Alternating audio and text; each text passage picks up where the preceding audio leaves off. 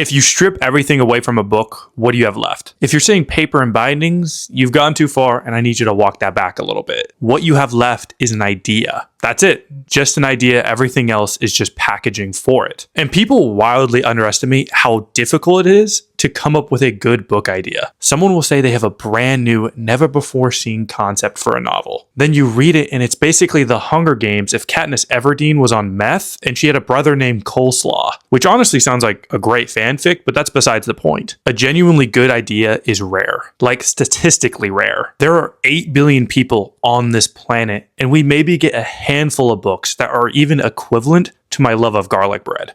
And let me tell you, I'll demolish some garlic bread, which means that most ideas are not bad because the author sucks. They're bad because the bar is raised to an insane level. And that's what set me down this spiral in the first place. Because once you really think about it, it's crazy that any book ever actually surpasses that bar, that it survives long enough to be written without the author abandoning it halfway through, and then deciding they're more of an ideas person than a writing person. Because ideas are fragile. Most of them die instantly. They don't get rejected by publishers, they get rejected by the person who thought of it. You conjure up a concept, you immediately think it's moronic or whatever, and then you kill it like JFK after suggesting budget cuts for the CIA. So when an idea actually gets past that stage, when it turns into a book that people still talk about decades later, that's borderline suspicious. I'm talking like sacrificial levels of suspicious. Like no one knows what happened to your firstborn child suspicious. You see, what makes book ideas even more ridiculous is how normal they feel after the fact. Once an idea works, everyone just pretends like it was an obvious idea. Like, yeah, of course there's a magical school hidden from the rest of the world, obviously. How else would Hagrid find a job that actually pays him a livable wage? But that's not how it felt at the start. At the start, it was just someone thinking about something deeply and then deciding not to shut up about it. And instead of being stopped by logic, by doubt, by someone telling them to be realistic,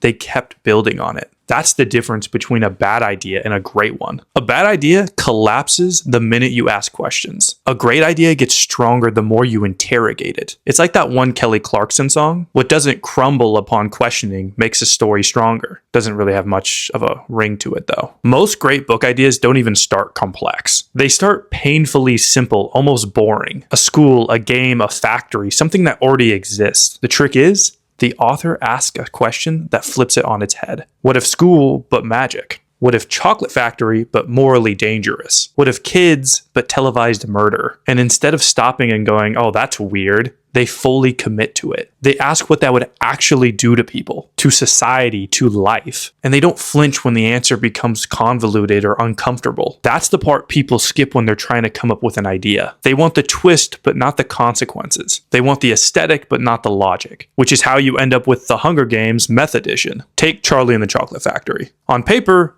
the idea sounds unhinged. A psychopathic man invites children to his chocolate factory and uses candy-based death traps to teach moral lessons. That's not a children's book, that's a court case. But Dahl, the author, commits to it. He understands exactly what unlimited indulgence would do to kids. The factory isn't random, it's a system designed to expose flaws. That's why it works. The idea isn't just weird, it's precise. Same thing with Harry Potter. The brilliance isn't that magic exists. The brilliance is that magic is bureaucratic. There's rules, there's homeworks, there's unfair teachers, there's exams. What started as, what Hogwarts house are you? I'm Gryffindor if you're curious. Turned into realizing that even a world full of magic, we still find greed, unfairness, and deceitfulness. With that being said, 60 points to Gryffindor for absolutely no reason. You see this everywhere once you start noticing it. The Hunger Games works because it doesn't blink at how evil entertainment can become. Lord of the Rings works because it treats power as a disease and not as a reward. These ideas don't survive because they're flashy.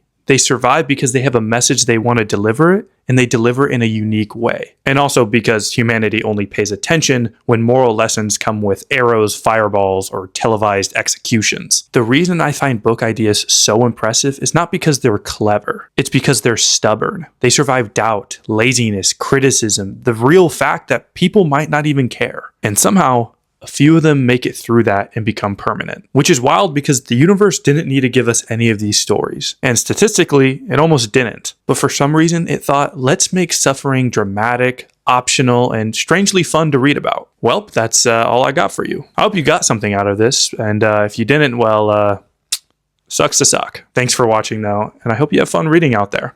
Farewell.